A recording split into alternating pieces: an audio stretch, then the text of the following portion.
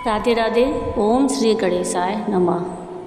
पूर्णिमा के व्रत के उपलक्ष्य में आज हम सत्यनारायण भगवान की व्रत कथा सुनेंगे। आज के इस वीडियो में हम सत्यनारायण भगवान की संपूर्ण कथा का पाठ करेंगे। अगर आप सबको मेरी ये कथा पसंद आए तो प्लीज़ इसको लाइक शेयर ज़रूर कीजिएगा और प्लीज़ मेरे चैनल को सब्सक्राइब कीजिएगा। सत्यनारायण व्रत की कथा इस प्रकार है।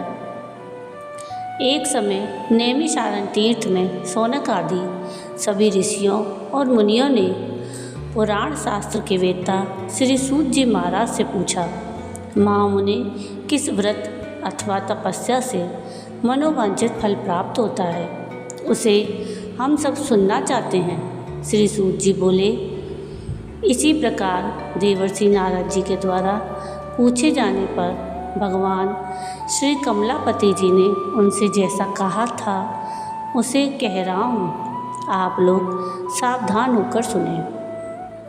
एक समय योगी नारद जी लोगों के कल्याण की कामना से विविध लोकों में भ्रमण करते हुए पृथ्वी लोक में आए और यहाँ उन्होंने अपने कर्मफल अनुसार नाना योनियों में उत्पन्न सभी प्राणियों को अनेक प्रकार के क्लेश दुख भोगते हुए देखा और किस उपाय से इनके दुखों का सुनिश्चित रूप से नाश हो सकता है, ऐसा मन में विचार करके वे विष्णु लोक को गए। वहाँ 4 भुजाओं वाले शंख, चक्र, गदा, पद्म और वनमाला से विभूषित शुक्ल वर्ण भगवान श्री नारायण जी का दर्शन कर उन देवादिदेव की भी स्तुति करने लगे।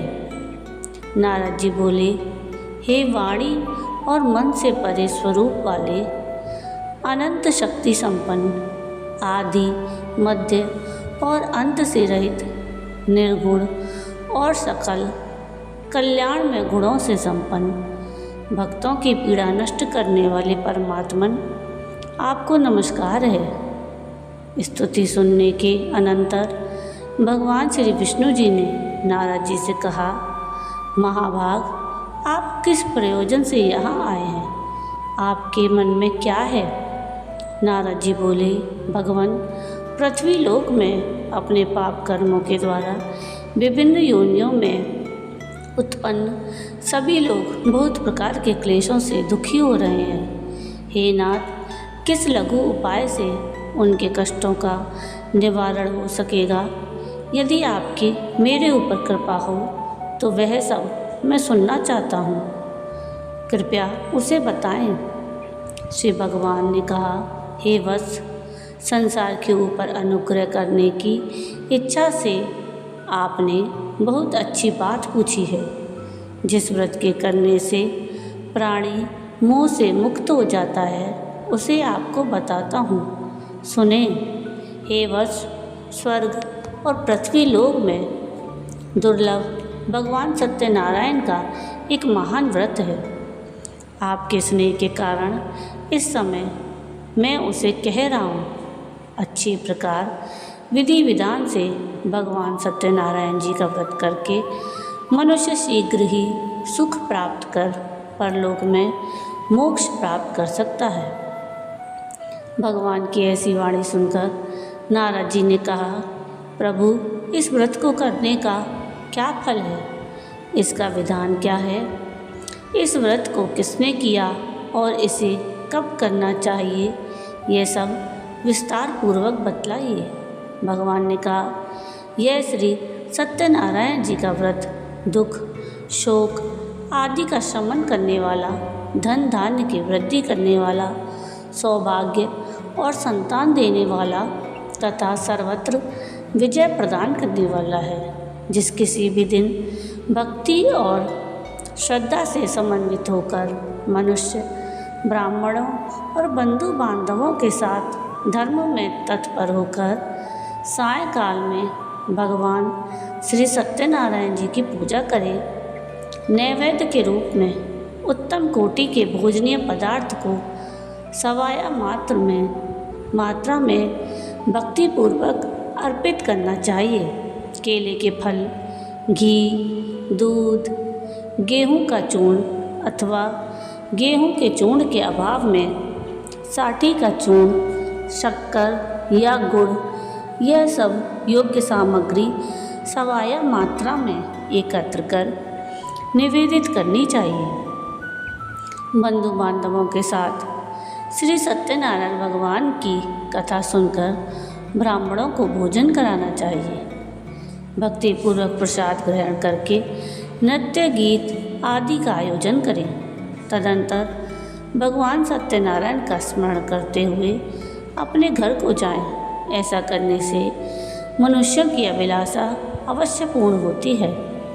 विशेष रूप से कलयुग में पृथ्वी लोक में यह सबसे छोटा एवं सरल उपाय है। इति श्री स्कंद पुराणे रेवाखंडे सत्यनारायण व्रत कथा प्रथम अध्याय। श्री हरे नमः। बोलिए सत्यनारायण भगवान की जय। तो अब सुनते हैं सत्यनारायण व्रत कथा का द्वितीय अध्याय। सूत जी ने कहा, हे ऋषियों, जिन्होंने पहले समय में इस व्रत को किया है उनका इतिहास कहता हूँ, आप सब ध्यान से सुने। सुंदर काशीपुरी नगरी में एक अत्यंत निर्धन ब्राह्मण रहता था। वह ब्राह्मण भूख और प्यास से बेचैन होकर पृथ्वी पर घूमता रहता था। ब्राह्मणों से प्रेम करने वाले श्री विष्णु भगवान ने ब्राह्मण को देखकर एक दिन बूढ़े ब्राह्मण का रूप धारण कर ब्राह्मण के पास जाकर आदर के साथ पूछा, हे विप्रदेव, तुम नित्य ही दुखी होकर पृथ्वी पर क्यों घूमते हो? तब उस ब्राह्मण ने कहा, मैं भिक्षा के लिए पृथ्वी पर फिरता हूँ। हे भगवान, यदि आप इससे छुटकारा पाने का कोई उपाय जानते हो तो कृपा कर मुझे बताएं। वृद्ध ब्राह्मण का रूप धारण किए श्री विष्णु जी ने कहा, हे ब्राह्मण, श्री सत्यनारायण भगवान मनोवांछित फल देने वाले हैं, इसलिए तुम उनका पूजन करो। इससे मनुष्य सब दुखों से मुक्त हो जाता है। ब्राह्मण को व्रत का सारा विधान बताकर बूढ़े ब्राह्मण का रूप धारण करने वाले श्री विष्णु भगवान जी अंतर्ध्यान हो गए। जिस व्रत को वृद्ध ब्राह्मण ने बताया है, मैं उसको अवश्य करूँगा, यह निश्चय कर वह ब्राह्मण घर चला गया।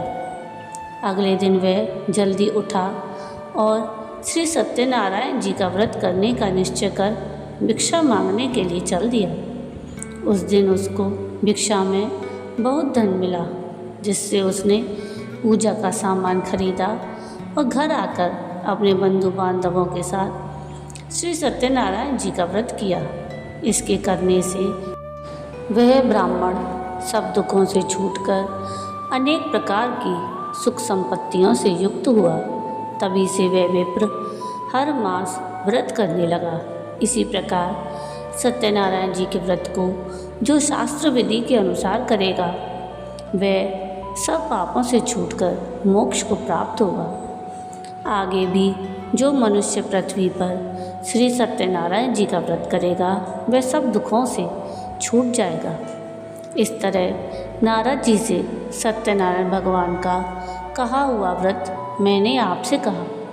तब ऋषियों ने कहा कि हे मुनीश्वर, संसार में इस विप्र से सुनकर किस किस ने इस व्रत को किया, वह सब हम सुनना चाहते हैं। श्री सूत जी ने कहा, हे मुनियों, जिस जिस प्राणी ने इस व्रत को किया है उन सबकी कथा सुनो। एक समय वह ब्राह्मण धन और ऐश्वर्य के अनुसार बंधु बांधवों के साथ व्रत पूजन कर रहा था। तभी उसी समय एक लकड़हारा आया। उसने लकड़ियाँ बाहर रख दी और विप्र के घर में चला गया। प्यास से व्याकुल लकड़हारे ने विप्र को व्रत करते देखा। वह प्यास को भूल गया। उसने उस विप्र को नमस्कार किया और पूछा कि हे विप्र, आप यह किसका पूजन कर रहे हैं? इस व्रत से क्या फल मिलता है? कृपा करके मुझे बताएं। ब्राह्मण ने कहा, सब मनोकामनाओं को पूरा करने वाला यह श्री सत्यनारायण जी का व्रत है। इनकी ही कृपा से मेरे यहाँ धन धान्य आदि की वृद्धि हुई है। विप्र से इस व्रत के बारे में जानकर वह लकड़हारा बहुत प्रसन्न हुआ।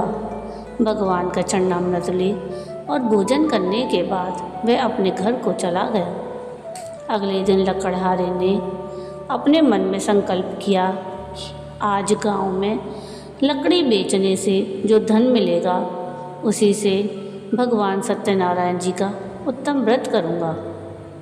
मन में ऐसा विचार कर वह लकड़हारा लकड़ियाँ अपने सिर पर रखकर जिस नगर में धनवान लोग रहते थे वहाँ गया। उस दिन उसे उन लकड़ियों के 4 गुने दाम मिले। वह बूढ़ा लकड़हारा अति प्रसन्न होकर पके केले, शक्कर, शहद, घी, दूध, दही और गेहूं का चूर्ण इत्यादि श्री सत्यनारायण भगवान के व्रत की सभी सामग्री लेकर अपने घर आ गया। फिर उसने अपने बंधु बांधवों को बुलाकर विधि विधान के साथ भगवान की पूजा और व्रत किया। उस व्रत के प्रभाव से वह बूढ़ा लकड़हारा धन, पुत्र आदि से युक्त हुआ और संसार के समस्त सुख भोग कर वैकुंठ को चला गया। इति श्री स्कंद पुराणे रेवाखंडे सत्यनारायण व्रत कथा द्वितीय अध्याय श्री हरि नमः। तो आइए अब सुनते हैं सत्यनारायण भगवान की व्रत कथा का तृतीय अध्याय। श्री सूत जी ने कहा, हे श्रेष्ठ मुनियों, अब एक और कथा कहता हूँ। पूर्व काल में उल्कामुख नाम के एक बुद्धिमान राजा थे। वह सत्यवक्ता और जितेंद्रिय था। प्रतिदिन देव स्थानों पर जाता और गरीबों को धन देकर उनके कष्ट दूर करता था। उसकी पत्नी सुंदर और सती साध्वी थी। भद्रशिला नदी के तट पर उन दोनों ने श्री सत्यनारायण भगवान जी का व्रत किया। साधु नामक एक वैश्य राजा को व्रत करते देख उनसे पूछने लगा, हे राजन, भक्ति युक्त चित्त से यह आप क्या कर रहे हैं? मेरी सुनने की इच्छा है। तब महाराज उल्कामुख ने कहा, हे साधु वैश्य, मैं अपने बंधु बांधवों के साथ संतान की प्राप्ति के लिए महाशक्तिमान सत्यनारायण भगवान जी का व्रत और पूजन कर रहा हूँ। उसने कहा, हे राजन, मुझे भी इसका सब विधान बताइए। मैं भी आपके कथा अनुसार इस व्रत को करूँगा। मुझे कोई संतान नहीं है। विश्वास है कि इससे निश्चय ही मेरे यहाँ भी संतान होगी। राजा से सब विधान सुन व्यापार से निवृत्त हो वह वैश्य खुशी खुशी अपने घर आया। वैश्य ने अपनी पति लीलावती से संतान देने वाले उस व्रत का समाचार सुनाया और प्रण किया कि जब हमारे यहाँ संतान होगी तब मैं इस व्रत को करूँगा। एक दिन उसकी पत्नी लीलावती सांसारिक धर्म में प्रवृत्त होकर गर्भवती हो गई। उसने एक सुंदर कन्या को जन्म दिया। कन्या का नाम कलावती रखा गया। इसके बाद लीलावती ने अपने पति को स्मरण दिलाया कि आपने जो भगवान का व्रत करने का संकल्प किया था, अब आप उसे पूरा कीजिए। साधु वैश्य ने कहा, हे प्रिय, मैं कन्या के विवाह पर इस व्रत को करूँगा। इस प्रकार अपनी पत्नी को आश्वासन दे वह व्यापार करने चला गया। काफ़ी दिनों पश्चात वह लौटा तो उसने नगर में सखियों के साथ अपनी पुत्री को खेलते देखा। वैश्य ने तत्काल कलावती के लिए कोई सुयोग्य वर की तलाश की। कंचन नगर के एक सुयोग्य बड़े पुत्र से अपने बंधु बांधवों सहित प्रसन्नचित्त होकर अपनी पुत्री का विवाह उसके साथ कर दिया। वह वैश्य विवाह के समय भी सत्यनारायण भगवान का व्रत करना भूल गया। इस पर श्री सत्यनारायण भगवान की लीला हुई। अपने कार्य में कुशल साधु नामक वैश्य अपने जमाता सहित नाव को लेकर व्यापार करने के लिए समुद्र के समीप स्थित रत्नसारपुर नगर में गया। दोनों ससुर जमाई राजा चंद्रकेतु के नगर में व्यापार करने लगे। एक दिन भगवान सत्यनारायण जी की माया से प्रेरित एक चोर राजा का धन चुराकर भागा जा रहा था।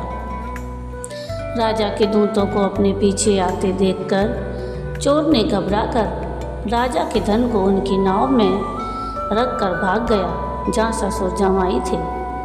जब राजा के धन को उनकी नाव में रखा देखा तो पकड़कर राजा के समीप जाकर बोले, हम ये दो चोर पकड़कर लाए हैं, आप आज्ञा दें। राजा ने उन दोनों को कारागार में डालने की आज्ञा दे दी। इस प्रकार राजा की आज्ञा से उनको कठिन कारावास में डाल दिया गया और उनका धन भी ले लिया। सत्यनारायण भगवान की लीला के अनुसार साधु वैश्य की पत्नी लीलावती और पुत्री कलावती भी घर पर बहुत दुखी हुई। उनके घर में रखा धन चोर ले गए। एक दिन शारीरिक और मानसिक पीड़ा तथा भूख प्यास से अति दुखित हो भोजन की चिंता में कलावती एक ब्राह्मण के घर गई। उसने श्री सत्यनारायण भगवान का व्रत होते देखा। उसने कथा सुनी और प्रसाद ग्रहण कर रात को घर आई तो माता ने कलावती से पूछा, हे पुत्री, तू अब तक कहाँ थी और तेरे मन में क्या है?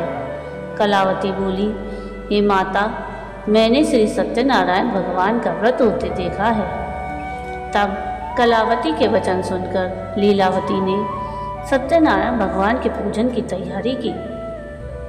उसने परिवार और बंधुओं सहित श्री सत्यनारायण भगवान का पूजन और व्रत किया और वर मांगा कि मेरे पति और दामाद शीघ्र ही घर लौट आएं। साथ ही प्रार्थना की कि हम सबका अपराध क्षमा करें। श्री सत्यनारायण भगवान जी इस व्रत से संतुष्ट हो गए। उन्होंने राजा चंद्रकेतु को स्वप्न में दर्शन देकर कहा, हे राजन, जिन दोनों वैश्यों को तुमने बंदी बना रखा है वे निर्दोष हैं, उन्हें प्रातः ही छोड़ देना।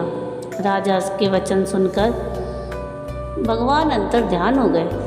प्रातःकाल राजा चंद्रकेतु ने सभा में सबको अपना स्वप्न सुनाया और सैनिकों को आज्ञा दी कि दोनों बड़े पुत्रों को कैद से मुक्त कर सभा में लाया जाए। दोनों ने आते ही राजा को प्रणाम किया। राजा ने उनसे कहा, हे महानुभावों, तुम्हें भावीवश ऐसा कठिन दुख प्राप्त हुआ है। अब तुम्हें कोई भय नहीं है, तुम मुक्त हो। ऐसा कहकर राजा ने उनको नए नए वस्त्र आभूषण दिए और उनका जितना धन लिया था उससे दुगना धन लौटाकर आदर से विदा किया। दोनों वैश्य अपने घर को चल दिए। इति श्री स्कंद पुराणे रेवाखंडे सत्यनारायण व्रत कथा तृतीय अध्याय। श्री हरे नमः। बोले सत्यनारायण भगवान की जय। तो अब हम सत्यनारायण व्रत कथा का चतुर्थ अध्याय सुनेंगे। श्री सूत जी ने कहा, वैश्य और उसके जमाई ने मंगलाचार करके यात्रा आरंभ की और अपने नगर की ओर चल पड़े। उनके थोड़ी दूर आगे बढ़ने पर दंडी वेशधारी श्री भगवान जी ने उनसे पूछा, हे वैश्य, तेरी नाव में क्या है? अभिमानी बड़े हंसता हुआ बोला, हे दंडी, आप क्यों पूछते हैं? क्या धन लेने की इच्छा है? मेरी नाव में तो सिर्फ लता पता भरे हैं। वैश्य के ऐसे वचन सुनकर दंडी रूप में भगवान जी ने कहा, तथास्तु, तुम्हारा वचन सत्य हो। ऐसा कहकर वे वहाँ से कुछ दूर जाकर समुद्र के किनारे बैठ गए। दंडी महाराज के जाने के पश्चात वैश्य ने नित्य क्रिया से निवृत्त होने के बाद नाव को ऊंची उठी देखकर अचंभा किया और नाव में बेल पत्ते आदि देखकर मूर्छित हो जमीन पर गिर पड़ा। होश आने पर अत्यंत शोक प्रकट करने लगा। तब उसके जामाता ने कहा, आप शोक ना करें, यह दंडी महाराज का श्राप है, अतः उनकी शरण में ही चलना चाहिए, तभी हमारी मनोकामना पूरी होगी। जामाता के वचन सुनकर दोनों दंडी महाराज के पास गए और भक्ति भाव से प्रणाम करके बोले, हमने तो आपसे असत्य वचन कहे, उसके लिए क्षमा करें। ऐसा कहकर वह वैश्य रोने लगा। तब दंडी भगवान बोले, हे बड़े पुत्र, मेरी आज्ञा से तुझे बार बार दुख प्राप्त हुआ है, तू मेरी पूजा से विमुख हुआ है। तब उसने कहा, हे भगवान, आपकी माया से ब्रह्मा आदि देवता भी आपके रूप को नहीं जान पाते, तब मैं अज्ञानी भला कैसे जान सकता हूँ। आप प्रसन्न होइए, मैं अपने सामर्थ्य अनुसार आपकी पूजा करूँगा, मेरी रक्षा कीजिए और पहले के समान मेरी नौका को धन से भर दीजिए। उसके भक्ति युक्त वचन सुनकर भगवान जी प्रसन्न हो गए और उसकी इच्छा अनुसार वर देकर अंतर्ध्यान हो गए। तब ससुर और जमाता दोनों ने नाव पर आकर देखा कि नाव धन से परिपूर्ण है। फिर वे भगवान सत्यनारायण जी का पूजन कर जमाता सहित अपने नगर को चला। जब वह अपने नगर के निकट पहुंचा, तब उसने एक दूत को अपने घर भेजा।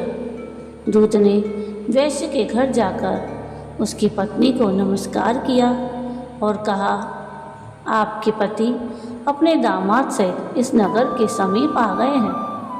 लीलावती और उसकी कन्या कलावती उस समय भगवान का पूजन कर रही थी। दूत के वचन सुनकर साधु की पत्नी ने बड़े हर्ष के साथ सत्यदेव का पूजन पूर्ण किया और अपनी पुत्री से कहा, मैं अपने पति के दर्शन को जाती हूँ, तू भी कार्य पूर्ण कर शीघ्र आना।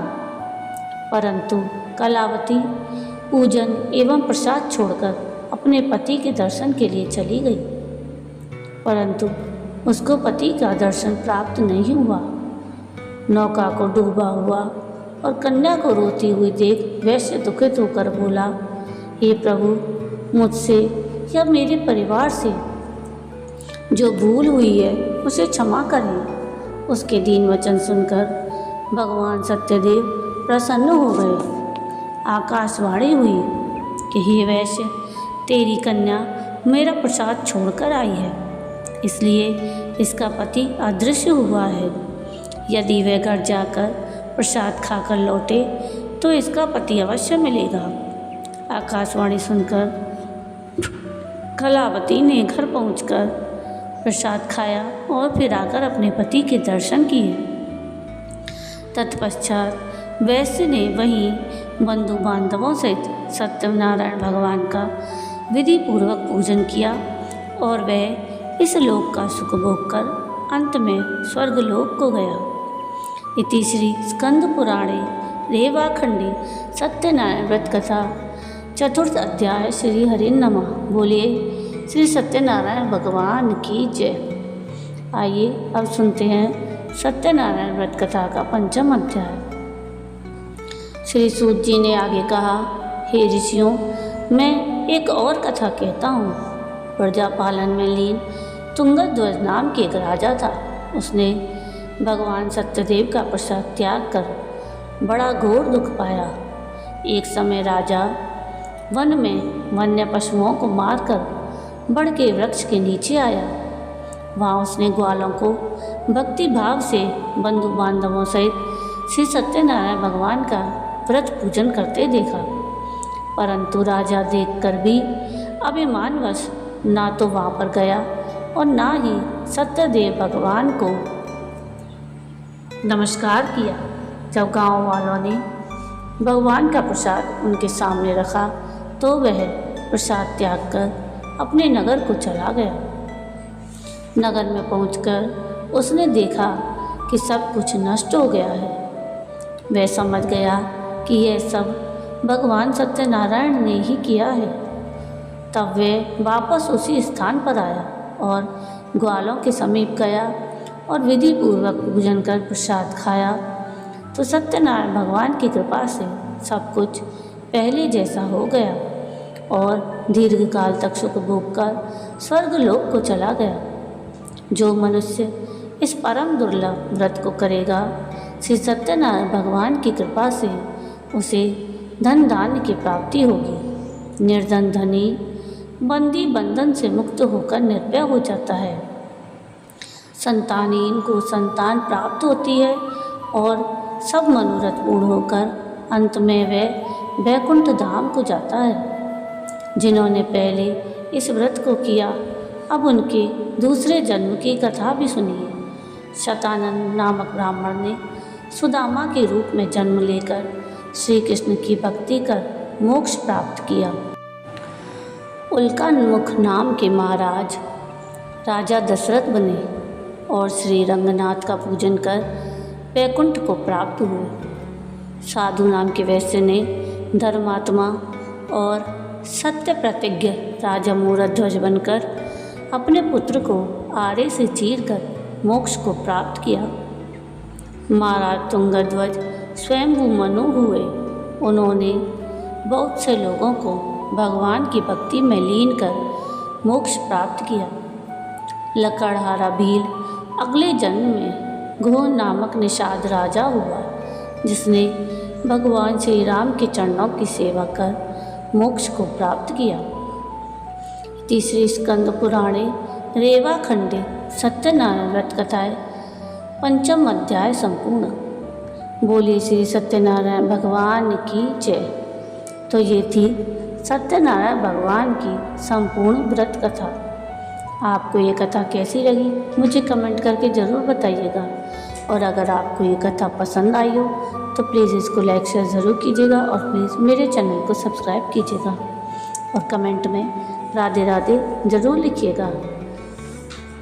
नीचे लिंक में आप सत्यनारायण भगवान की आरती का वीडियो भी देख सकते हैं। वीडियो पूरा देखने के लिए थैंक यू। राधे राधे।